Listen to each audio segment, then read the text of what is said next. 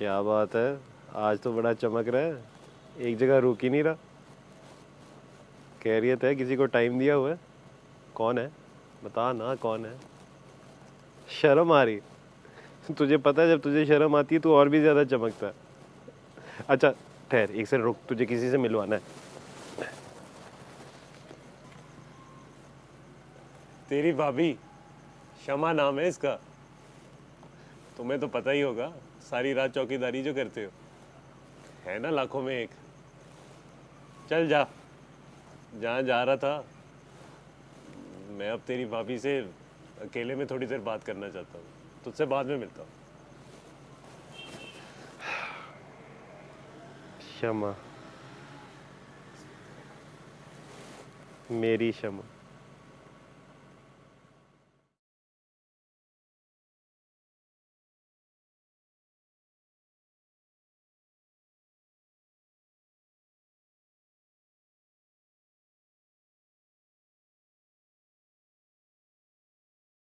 और हुस्ना भाभी, मजीद भाई आज तो इतना खुश है कि उन्होंने आज आके खुद मुझसे नाश्ता मांग लिया।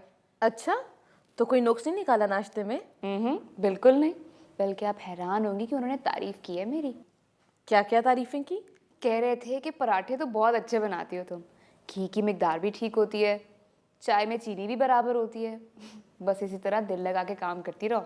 चलो लुबना, यानी तुमने मजीद भाई का दिल जीत लिया। सब जानती हैं आपके मजीद भाई इतने खुश क्यों हैं, बेवजह मुझे मस्के ना लगाएं। जानती हूँ, मगर देखो तारीफें तो फिर भी तुम्हारे ही नाश्ते की हुई हैं। देखना तो अब ये है कि तारीफें चलती कितने दिन है। कम से कम शादी तक तो चलनी चाहिए। बिल्कुल ठीक कहा आपने। मजीद भाई का तो पता ही नहीं चलता, पहले शादी के लिए मान नहीं रहे थे और अब मानने हैं तो सबको हैरान कर दिया। यही खासियत है मजीद भाई की, उस वक्त सबको हैरान करते हैं जब कोई हैरान होना नहीं चाहता। अरे हुस्ना भाभी, मजीद भाई ने सकीना आंटी के सामने इतनी लंबी लंबी गप्पे मारी है कि क्या बताऊं आपको। अच्छा, मुझे तो नहीं पता। रशीद भाई ने आपको कुछ नहीं बताया? नहीं, उन्होंने नहीं बताया। ठहरे, मैं आपको बताती हूँ। मजीद भाई कह रहे थे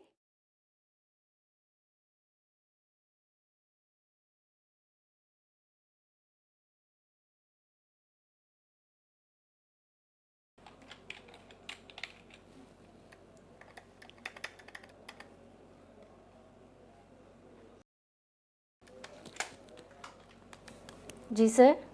नुसरत, आप बिजी तो नहीं है? कुछ खास नहीं, कोई काम था? वो दुबई वाले क्लाइंट की डिटेल्स नहीं मिल रही, किस फोल्डर में रखी थी आपने?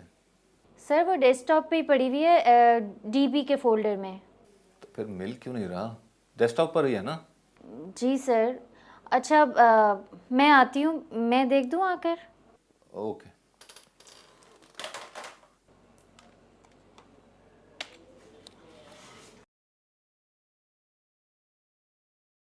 कहाँ गया? इतने सारे फोल्डर बिखरे हुए हैं। मुझे तो मिल ही नहीं रहा, फोल्डर भी बहुत ज़्यादा है। सर मैं देखती हूँ। सर रखा तो मैंने यहीं पे था, एक मिनट चेक कर लेती हूँ।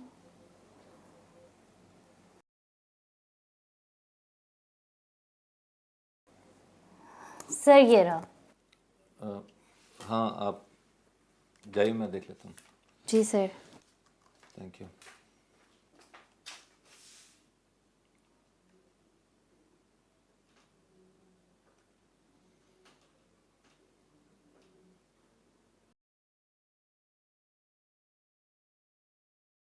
सकीना के सामने जिस तरह मजीद फरफर बोल रहा था, मुझे तो उम्मीद ही नहीं थी, लेकिन सकीना ने फिर भी हाँ कर दी।